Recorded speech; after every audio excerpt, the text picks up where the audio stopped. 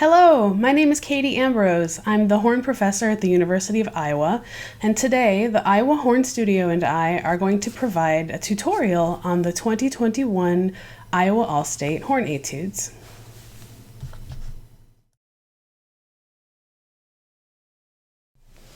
The three words that we chose for number 35 are subdivision, dynamics, and connections. Let's begin with subdivision. You want to start by giving yourself two full measures of subdivided eighth notes. You're going to think 1 and 2 and 3 and 1 and 2 and 3 and 1. After you get your internal subdivision going, you want to time your breath with this subdivision. 1 and 2 and 3 and 1.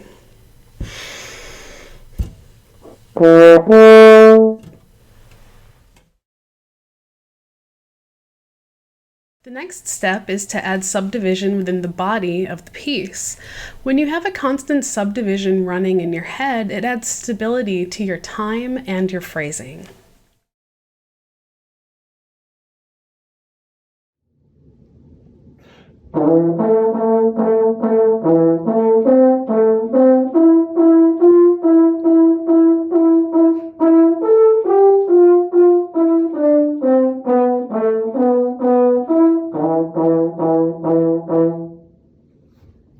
When playing Etude number 35, you're going to want to make sure to do all the dynamics on the page. Just do them exactly as written, all of the changes. And then you're going to want to make sure that every single note in the piece speaks. You don't want to ghost any of the notes. Make sure they come out fully. And just play exactly what's on the page. Judges will like that.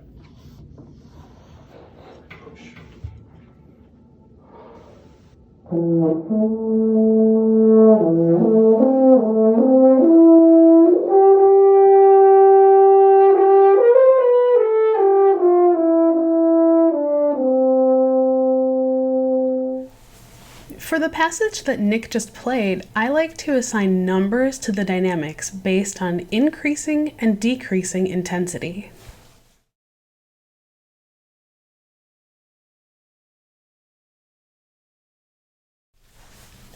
Our third word for number 35 is connections.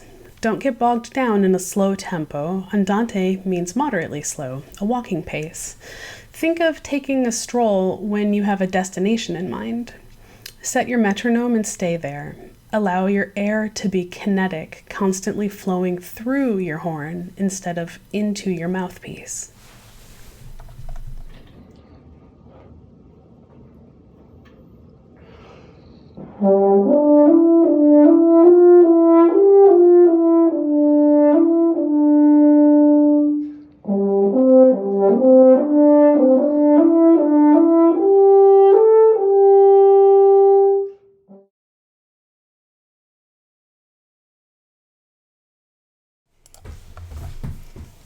For Etude number 41, we chose the word vowels and to reuse and reframe the words dynamics and subdivision.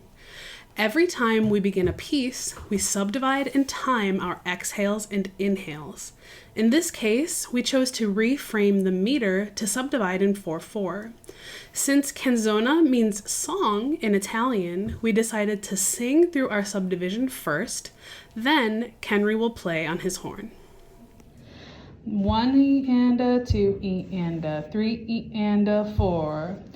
Da da da da da da dee da ya da dee dee dee dee dee ya da da da dee da dee da dee dee dee dee.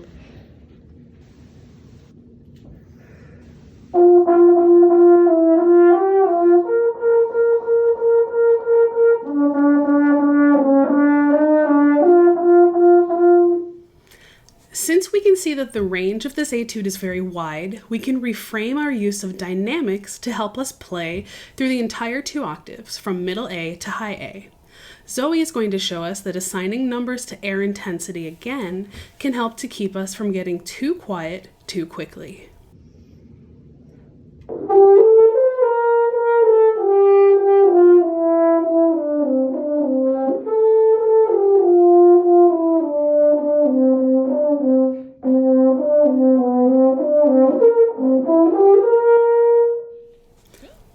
Our third word is vowels. This relates directly to the 2-octave range in the etude. If you pay attention to the shape of your tongue inside your mouth when you say each vowel, A, E, I, O, and U, you'll be able to feel that the middle and back of your tongue rises and falls. By keeping your throat open and relaxed and using the tongue to create different vowel shapes, we can manipulate the stream of air in different ways that help us play high and low.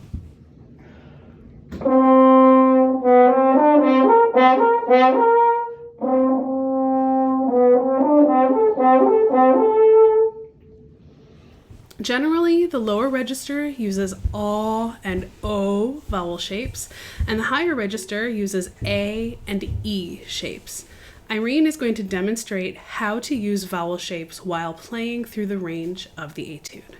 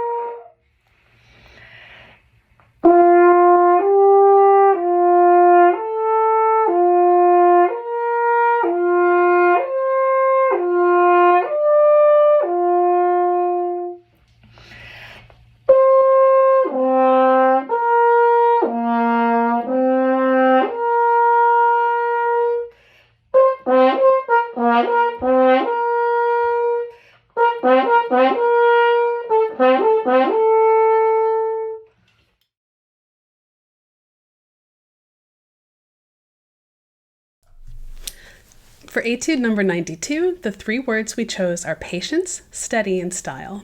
Let's begin with patience. There's a lot to talk about with this etude, and patience is key. Set realistic expectations for yourself and enjoy the process of improvement.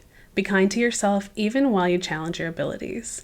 Horn players are not necessarily used to playing in B major or concert E major, but it's a beautiful key that showcases the tonal and timbral range of the horn. In the late 18th century, concert E major was described as affecting noisy shouts of joy, laughing pleasure, and full delight. We tend to begin learning our instrument in flat keys, so maybe this is the first time you've played in B major. Work out passages that use a lot of 2-3-2 combinations at a slower tempo, then gradually work up the speed.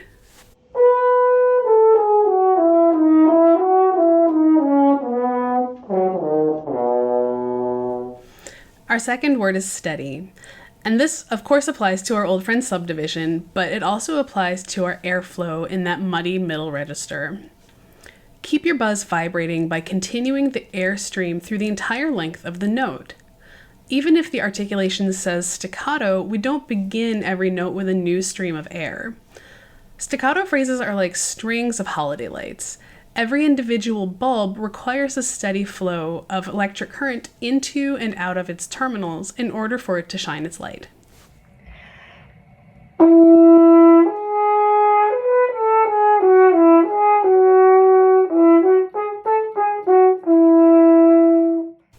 Keep a steady tempo. Don't fall into that trap of rushing as you ascend and dragging as you descend. Subdivide through the dotted quarter and be careful to play the triplets and dotted 8/16 rhythms precisely.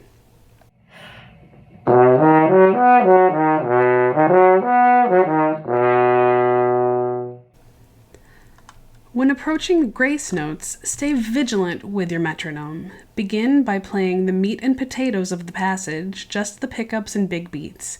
Then slowly add more notes.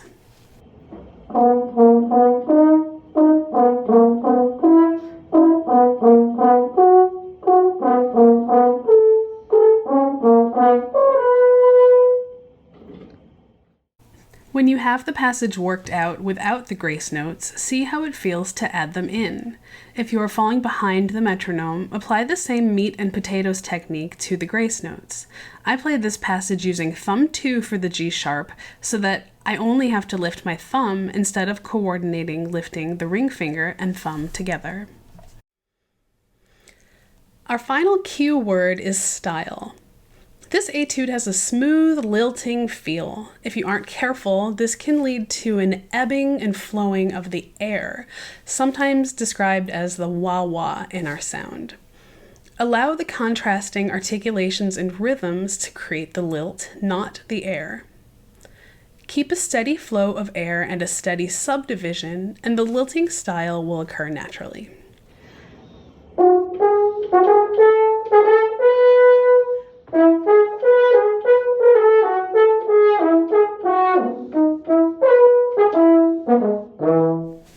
Finally, take all of this with a grain of salt and have fun playing music. If you plan your work, then when performance time comes, you can be confident in your preparation and excited to share your hard work. Remember that everyone on the audition panel is on your side, is excited for you, and wants you to succeed. Thank you so much for listening and watching our tutorial.